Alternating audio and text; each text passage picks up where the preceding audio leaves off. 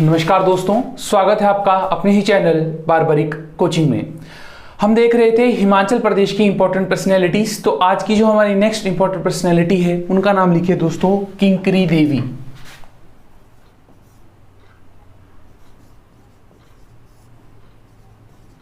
किंकरी देवी।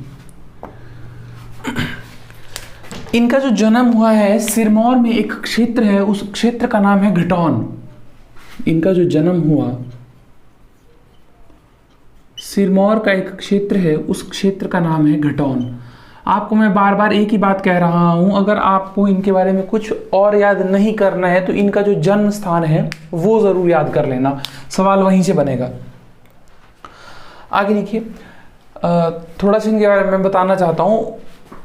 अवैध जब उत्खनन होता है, जब माइनिंग हो रही थी, तो उस चीज के ऊपर आवाज उठाने के लिए दोस्तों इनको काफी ज्यादा पुरस्कारों से नवाजा गया है। उन्होंने उस चीज के ऊपर आवाज उठाई। 22 वर्ष की उम्र में ये विधवा हो गई थी। ठीक है, तो अगर आपको कुछ इस तरह का सवाल बने कि हिमाचल प्रदेश की वह कौन सी महिला है जिसको पर्यावरण के क्षेत्र में पुरस्कार से नवाजा गया, या जिन्होंने पर्यावरण के क्षेत्र में अच्छे काम किए, तो वो आती हैं आपकी किंकरी देवी। या जगह पूछी जाए तो तब आप कहेंगे सिरमौर के घटौन क्षेत्र की। ठीक है, सिरमौर में एक क्षेत्र था, उस क्षेत्र का नाम था संगडाहड़। संगडाहड़। इस क्षेत्र में क्या हो रहा था, अवैध उत्खनन हो रहा था। तो उसके विरुद्ध इन्होंने क्या किया कि हिमाचल प्रदेश उच्च न्यायालय में अपनी याचिका दायर की कि यहां पर जो है ऑफिशियली किसी को पूछा नहीं जा रहा है, अवैध तरीके से यहाँ पर माइनिंग हो रही है। उस चीज के ऊपर किंकरी देवी जी के द्वारा आवाज उठाई जाती है। ये 19-20 दिन तक शिमला में रही। जब ये वहां पर रही तो भूख के कारण जब इनको वहां पर कोई काम नहीं मिल रहा था, तो उन्होंने किसी के घर में या कहीं पर इन्होंने नौकरानी का काम तक भी किया है। ठीक है, और कुछ आगे आने वाले समय में जब धीरे धीरे आगे चलती रही और जब वो जो मुद्दा था वो सरकार को सामने नजर आया, तो वो जो अवैध उत्खनन हो रहा था वो बंद कर दिया गया। और इनको दोस्तों 1999 में 1999 में मानव संसाधन मंत्रालय ने मानव संसाधन मंत्रालय द्वारा एक पुरस्कार से नवाजा गया, जिस पुरस्कार का नाम था दोस्तों झांसी की रानी लक्ष्मीबाई स्त्री पुरस्कार। झांसी की रानी पुरस्कार लिख दीजिए बस, है ना। तो ध्यान रखना कि हिमाचल प्रदेश की वह कौन सी महिला है जिसे झांसी की रानी लक्ष्मीबाई स्त्री पुरस्कार से नवाजा गया, तो वो रहेगी आपकी किंकरी देवी। अगले व्यक्ति लिखिए, जो महत्वपूर्ण व्यक्ति है उनका नाम है कृष्ण चंद वैद्य। इसे मैं रफ कर रहा हूं। अगले हैं कृष्ण चंद वैद्य। कृष्ण वैद्य। इनका जो जन्म हुआ है वो हिमाचल प्रदेश के मंडी में हुआ है, और ये हिमाचल प्रदेश में जो प्रथम विधानसभा बनी थी उसके प्रथम उपसभापति थे। बहुत ज्यादा जरूरी है ये जो फर्स्ट विधानसभा थी। अब आपको पता था ना कि जो विधानसभा पहली बैठी थी वो कब थी, 1952 से 56 तक, क्योंकि इसी के आसपास जो थे ना हिमाचल प्रदेश में आपके पहली बार चुनाव हुए थे, जब आपके डॉक्टर वाई.एस. परमार जी मुख्यमंत्री बने थे। तो उस समय जो उपसभापति थे उनका नाम था कृष्ण चंद वैद्य। उपसभापति बहुत जरूरी है, इनके बारे में सिर्फ इतना ही फैक्ट लिखिए। अगले जो व्यक्ति हैं उनके बारे में जितना बताया जाए उतना कम है। जस्टिस मेहर चंद महाजन। इनके बारे में बहुत ज्यादा ध्यान से सुनना। सबसे पहले तो मैं आपको वही बता दूंगा जो सवाल आ बैठे हैं। जस्टिस मेहर चंद महाजन। ये जो जस्टिस मेहर चंद महाजन है, इनका जो जन्म हुआ है वो सवाल पहले आ बैठा है कि कांगड़ा के नगरोटा में इनका जन्म हुआ, और ये सवाल आया है। ये हिमाचल प्रदेश के एकमात्र ऐसे व्यक्ति हैं जो सुप्रीम कोर्ट के चीफ जस्टिस रहे हैं, हाई कोर्ट के नहीं, सुप्रीम कोर्ट के चीफ जस्टिस रहे हैं। जिस समय जम्मू कश्मीर में विभाजन हुआ तो वहां के ये मुख्यमंत्री भी रहे हैं, ठीक है। और इनकी एक आत्मकथा भी है, जिस आत्मकथा का नाम है लुकिंग बैक। ये सवाल भी एग्जाम में आ बैठा है, तो अब देखते हैं कि क्या क्या चीजें हैं, ठीक है। देखो कई बार, अच्छा चलिए पहले डिस्कस कर लेते हैं। तो लिखिए, इनका जो जन्म हुआ है वो 23 दिसंबर 1889 को इनका जन्म हुआ है। मैंने आपको बताया कि कांगड़ा के नगरोटा में इनका जन्म हुआ है। अगर एग्जैक्ट पूछा जाए तो तब आप कहेंगे भटवार, भटवार कहेंगे, ऐसे आप लिख लीजिए नगरोटा, क्योंकि इतना पूछेंगे नहीं। कांगड़ा के नगरोटा में इनका क्या हुआ है, जन्म हुआ है। इनके जो पिता थे उनका नाम था बाबू ब्रिजलाल, बाबू ब्रिजलाल। तो क्या हुआ कि जो बाबू ब्रिजलाल थे, बाबू ब्रिजलाल ने, वो ज्योतिष पर काफी ज्यादा विश्वास करते थे। तो बाबू ब्रिजलाल ने किसी ज्योतिष को पूछा, तो उन्होंने कहा कि जो आपका बेटा है वो आपके लिए अभी शुभ नहीं है, तो आप क्या कीजिए कि 14 साल के लिए अपने बेटे को अपने पास मत रखिए, अपनी नजरों के सामने मत रखिए। तो बाबू ब्रिजलाल क्या करते हैं, 2 व्यक्तियों के हाथ में अपने बेटे की बागडोर संभाल देते हैं, जिनका नाम था माया और रुगतू, माया एंड रुगतू। आपको पूछा जाएगा कि वह कौन सा व्यक्ति था या कौन सा ऐसा व्यक्ति रहा जो हिमाचल भारत का सुप्रीम कोर्ट का चीफ जस्टिस रहा और उसकी बागडोर माया और रुगतू ने संभाली। तो उनका नाम था जस्टिस मेहरचंद महाजन। लेकिन अब था तो उन्हीं का बेटा, लेकिन ऐसा नहीं था कि उनको मोह नहीं था, उनको मोह था, उन्हें प्यार था अपने बेटे से। उन्होंने दोबारा 7-8 वर्ष बाद और पंडितों को बुलाया और ज्योतिषों को बुलाया, और जब उन्हें ये पता चला कि आपका जो बेटा है आपके लिए बहुत ज़्यादा शुभ है और ये आगे जाके एक बहुत बड़ा नेता बनेगा, तो दोबारा बाबू ब्रिजलाल जी के द्वारा जस्टिस मेहरचंद महाजन को वापस बुलाया जाता है, ठीक है, जो एक स्टोरी के तौर पर है। इनका जो विवाह हुआ था दोस्तों, 2 विवाह इनके हुए हैं। जो पहला विवाह इनका हुआ था वो केसरी देवी से हुआ था, बाद में उनका देहांत हो गया केसरी देवी से, फिर इनका देहांत हो गया, फिर इनका दूसरा विवाह हुआ है ना, विवाह इनके 2 हुए हैं। तो लिखिए जो सवाल हमारे लिए पूछे जा सकते हैं। पहला, 1943 में 1943 में लाहौर उच्च न्यायालय का न्यायाधीश नियुक्त किया गया। लाहौर उच्च न्यायालय का न्यायाधीश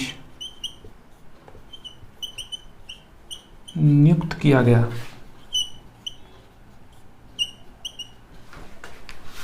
आगे लिखिए, नेक्स्ट पॉइंट लिखिए,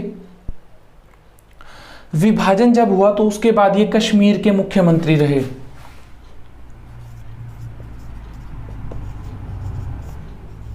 विभाजन के बाद कश्मीर के मुख्यमंत्री ये रहे। आगे लिखिए, ये भारत के सुप्रीम कोर्ट के मुख्य न्यायाधीश भी रहे हैं।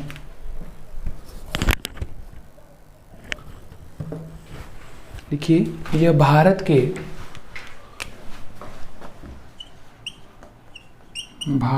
के सुप्रीम कोर्ट के मुख्य न्यायाधीश भी रहे हैं। इनका जो मुख्य न्यायाधीश का कार्यकाल था वो 4 जनवरी 1954 से 23 दिसंबर, यानी आप ऐसा मान के चलिए कि इनका जो कार्यकाल था वो 1954 के आसपास था। इतना नहीं पूछेंगे कार्यकाल कब था, लेकिन ये जरूर पूछ सकते हैं कि कौन मुख्य न्यायाधीश रहे।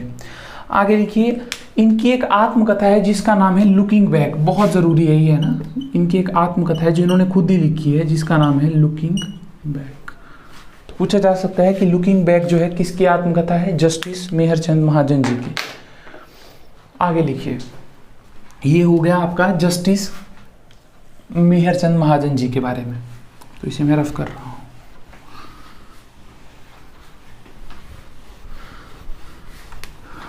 अगले महत्वपूर्ण व्यक्ति लिखिए दोस्तों, जिन व्यक्ति का नाम है नारायण सिंह पराशर।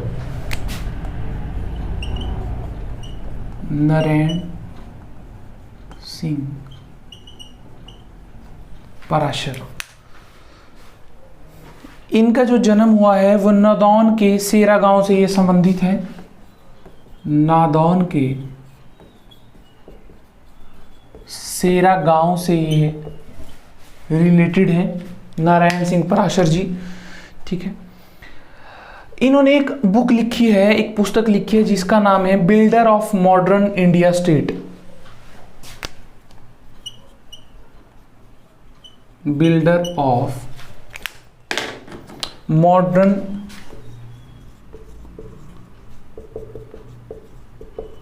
इंडिया स्टेट, और ये काफी प्रसिद्ध पुस्तक है, ये इनके द्वारा लिखी गई है।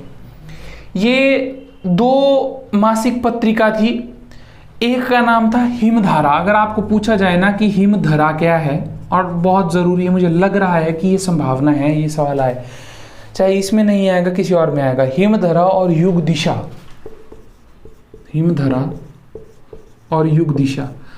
ये जो हिमधारा है ये जो है ये एक पहाड़ी मासिक है, पहाड़ी मासिक पत्रिका, यानी जो हर महीने आएगी। और ये जो युग दिशा है ये हिंदी मासिक पत्रिका है। तो इन दोनों के ये क्या रहे हैं, संपादक रहे हैं। ये हिंदी की है, इसके क्या रहे हैं, ये संपादक रहे हैं। ये आपने ध्यान रखना है, नारायण सिंह पराशर जी।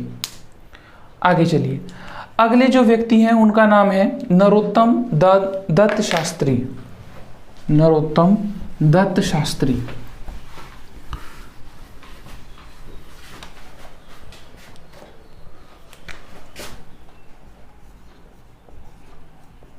नरोत्तम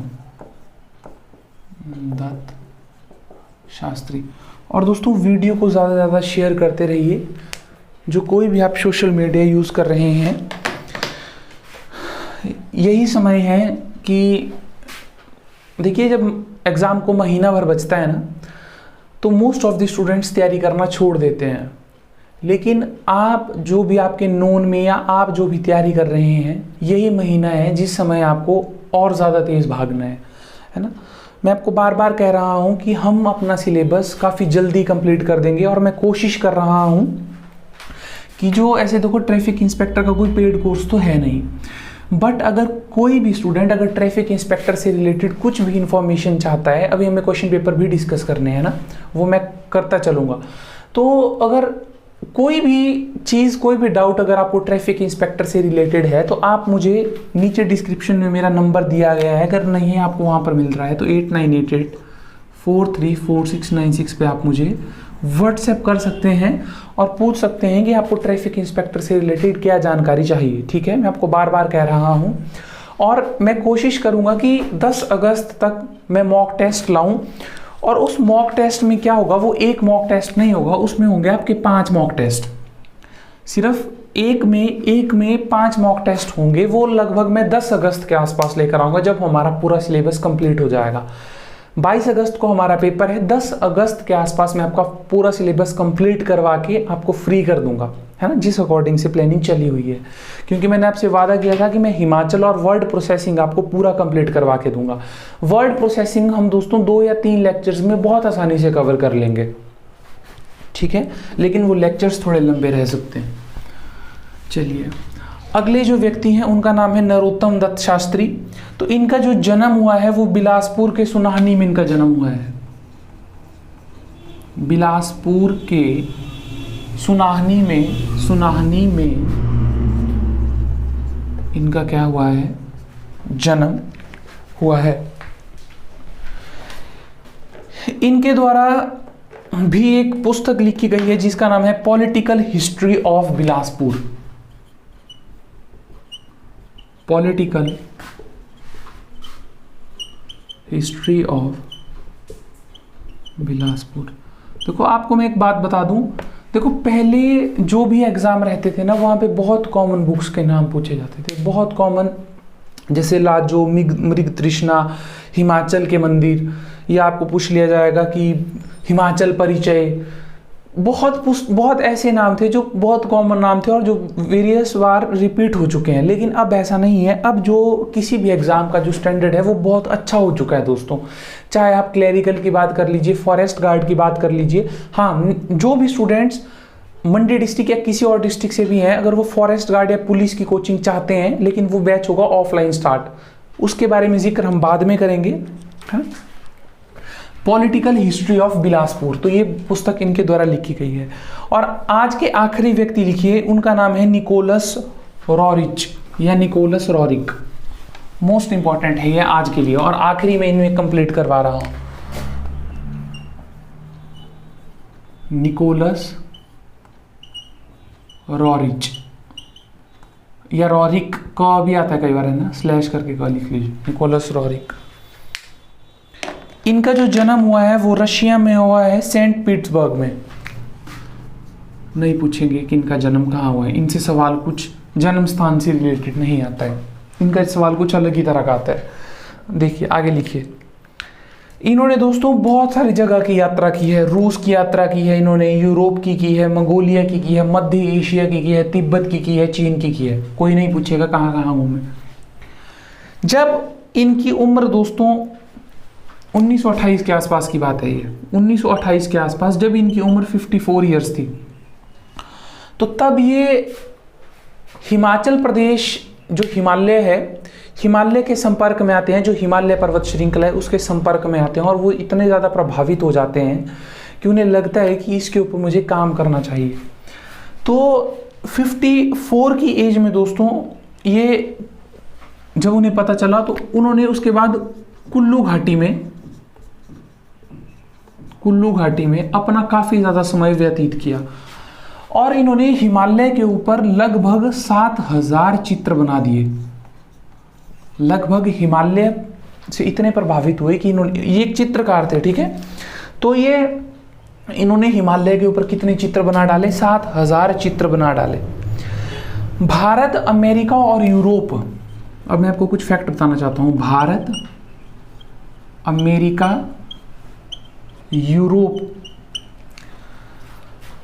भारत, अमेरिका और यूरोप में जितने भी म्यूजियम और आर्ट गैलरी रही है, म्यूजियम एंड जितनी भी आर्ट गैलरी रही है, शायद ही ऐसा कोई म्यूजियम और आर्ट गैलरी होगी जहां पर निकोलस रॉरिक की आपको पेंटिंग्स नहीं मिलेंगी। शायद ही कोई, अंदाजा लगाइए, पूरे भारत में, पूरे अमेरिका में और पूरे यूरोप में शायद ऐसी कोई म्यूजियम और आर्ट गैलरी होगी जहां पर निकोलस रॉरिक की पेंटिंग नहीं होगी। कितने बड़े ये चित्रकार रहे होंगे। आगे लिखिए। इन्होंने दोस्तों यूनाइटेड आर्ट और इंटरनेशनल आर्ट जो केंद्र स्थापित किए हैं, यूनाइटेड आर्ट